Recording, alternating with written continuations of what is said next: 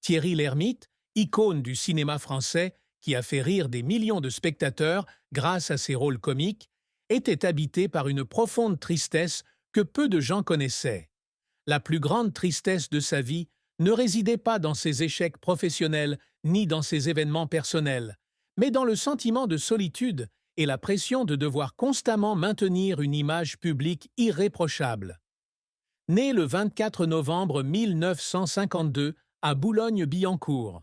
En France, Thierry a grandi dans une famille de longue tradition artistique et scientifique, son arrière-grand-père étant le peintre Léon Lhermitte et son grand-père, le psychiatre Jean Lhermitte.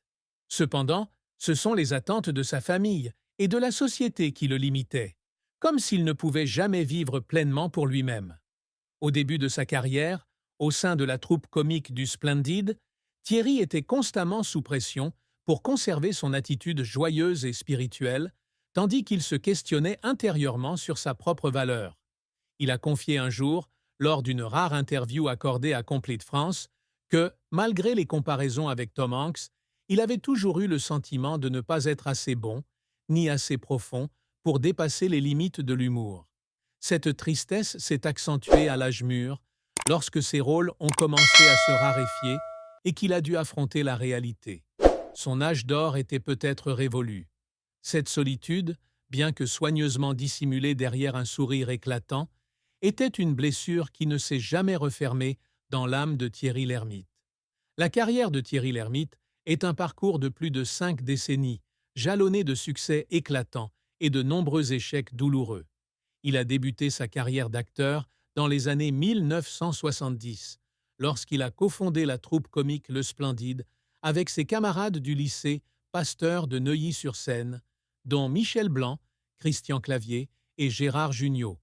Le Splendide n'était pas seulement une troupe comique, mais aussi un phénomène culturel, produisant des œuvres scéniques et cinématographiques imprégnées d'un fort sens de l'humour français, tels que Les Bronzés, 1978, Les Bronzés font du ski, 1979, et Le Père Noël est une ordure, 1982. Ces films ont non seulement connu un succès commercial, mais sont également devenus des icônes culturelles avec des répliques que le public connaissait par cœur. L'un des moments forts de la carrière de Thierry fut son rôle de Pierre Brochant dans Le Dîner de Cons, 1998, une comédie réalisée par Francis Weber. Ce rôle lui a valu une large reconnaissance, non seulement en France, mais aussi à l'international. Le film a attiré plus de 9 millions de spectateurs en France et est considéré comme l'une des meilleures comédies de tous les temps. Thierry, avec son talent d'acteur naturel et son charme dans le rôle d'un personnage arrogant, progressivement bouleversé, a fait rire le public et l'a amené à réfléchir sur la nature humaine. Le succès du Dîner de cons a non seulement marqué un sommet artistique, mais a également confirmé la position de Thierry comme l'un des comédiens les plus importants de France. Thierry s'est également illustré comme producteur et scénariste. Il a coécrit et produit Un Indien dans la ville, 1994, une comédie familiale qui a réuni près de 8 millions de téléspectateurs en France.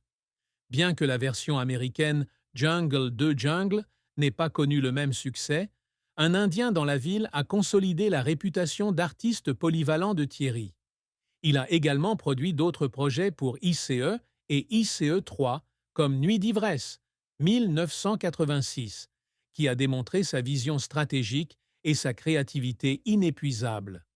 Cependant, la carrière de Thierry n'a pas toujours été un long fleuve tranquille.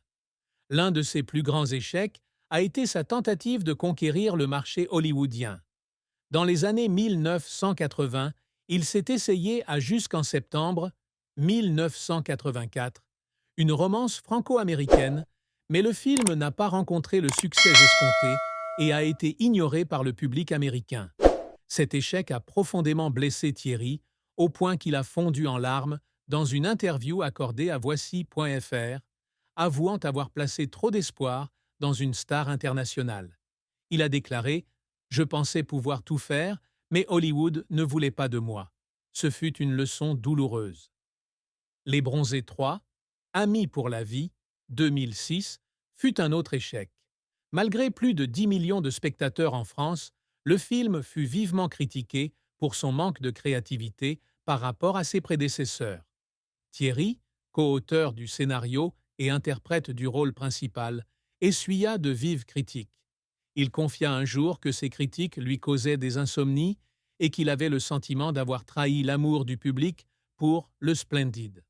Ces échecs furent non seulement des coups durs pour sa carrière, mais aussi des moments qui le forcèrent à douter de lui-même.